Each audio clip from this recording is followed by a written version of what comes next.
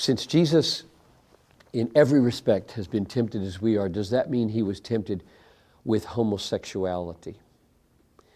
You know, this statement, tempted in every respect as we are, yet without sin, is troubling because there are a lot of things you could think of besides this one. This is a real difficult question for me. Here's way more. I'll come back to homosexuality in a minute, but I think some of my worst temptations come from situations I've created by sinning.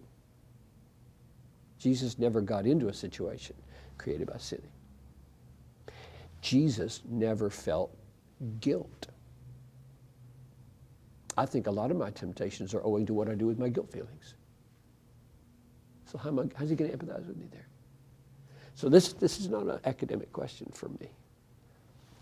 Here's my best shot at what Hebrews meant when it said tempted in every respect. Surely he knows that Jesus didn't face in every objective kind of situation we face. He meant kinds of temptation, dynamics of temptation, and then the final answer for me is, on the cross, the sins of the world went on to Jesus in ways that are, I would say, incomprehensible. The temptation of homosexual behavior went on to Jesus at the cross. And he felt it. He owned it. He knew it.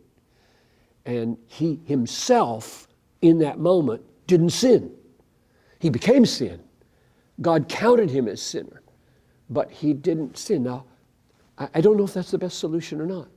I'm just trying to deal with the extent of sinfulness in the world and the complexities of temptation in the world. And Jesus lived a pretty narrow little life on earth.